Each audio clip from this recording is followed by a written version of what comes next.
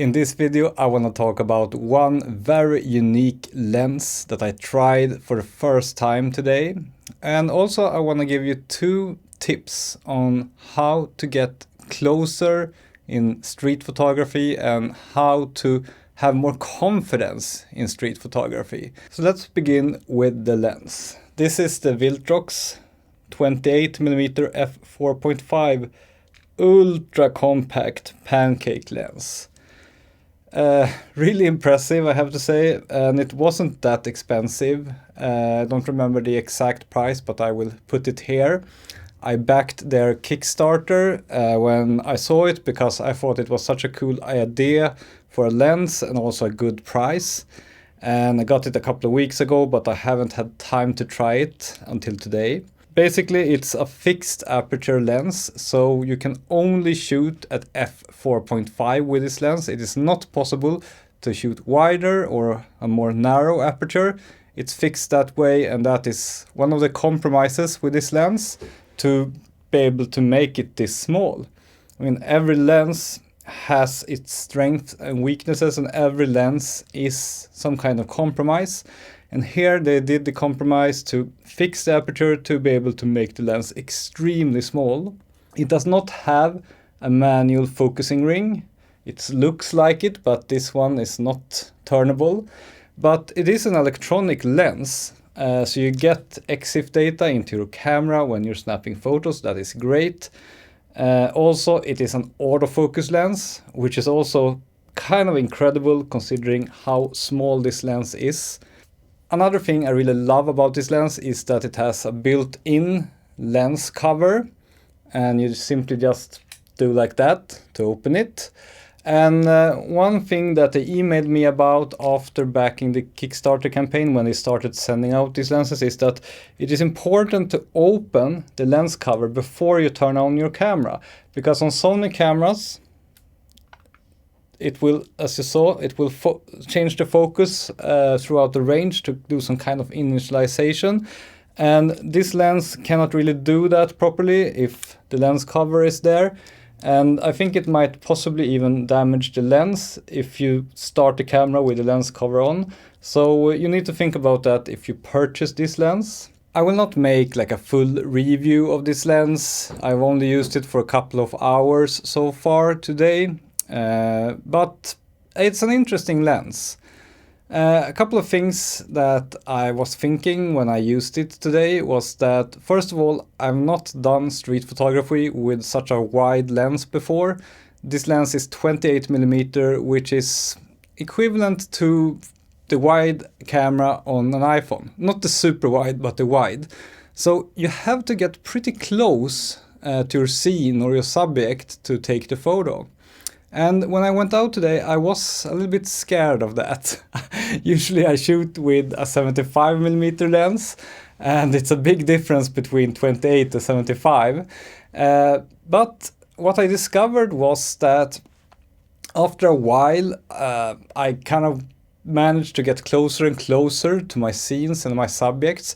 And towards the end of my 2-hour photo walk, I was actually kind of walking into my scenes and through my scenes.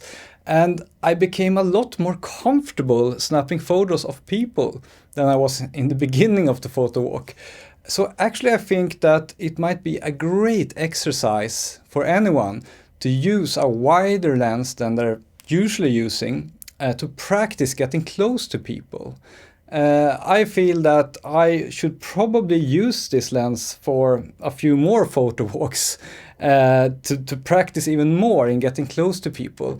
Because I think you just need that experience for enough hours to learn that people don't care that you photograph them in most cases, and that it's fine. And then you can switch back to a longer lens if that's what you're into, and you will have a lot more confidence getting close to people.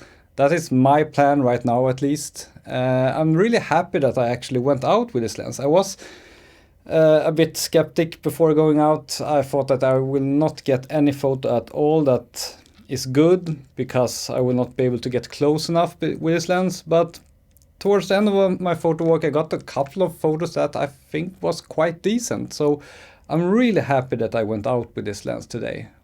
I had a couple of realizations today during my photo walk, a couple of things that just clicked in me that I felt instantly improved me as a street photographer. Number one is that in the beginning of a street photography session, I often feel a bit nervous, a bit apprehensive, a bit like low in confidence.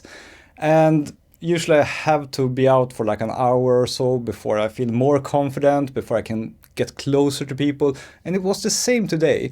But one thing I decided to try that I think really kind of worked was to smile.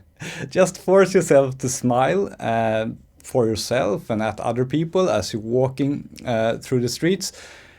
For whatever reason, it makes you more relaxed, more confident. And for me, at least today, it felt like it made me get into the zone quicker than if I wouldn't have smiled. So I guess you kind of trick your mind into believing you are more relaxed than you are, and then that becomes like a self-fulfilling prophecy and you become more relaxed. So that is my tip number one today. Try to smile. And thing number two that I learned today that was, I think, a breakthrough for me was that you should not hang the camera around your neck in the strap, as I very often do. Because then when you see something interesting, you first have to put the hand on your camera and you have to click the shutter like this. And if you are a bit scared of like confrontation and stuff like that, that is like makes it more obvious that you're taking a photo. So what you want to do, something I learned from Fredrik Axling, as you might remember, I mentioned him earlier that he's one of my favorite street photographers. And I was at a lecture where he talked about his street photography recently. It was great. And one of his tips was that he always carries his camera in his hand when he's out photographing. He does not hang it around his neck. He just has like some simple wrist strap and he carries the camera like this. So he's always super ready to take the photo.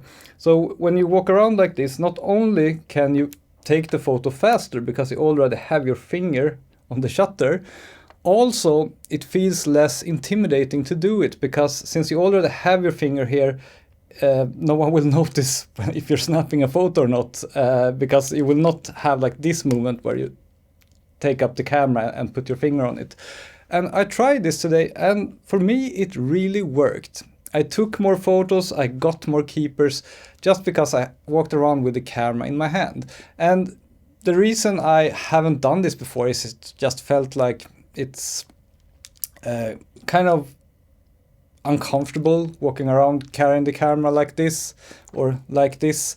But I think it's really worth it if you're doing street photography actively, walking around, and try holding your camera in your hand like this, turned on, ready to go. I think it helps get more photos and more keepers. And that's it for this video. Thank you for watching. Please remember to subscribe. You'll see another video in a couple of days again. Bye for now.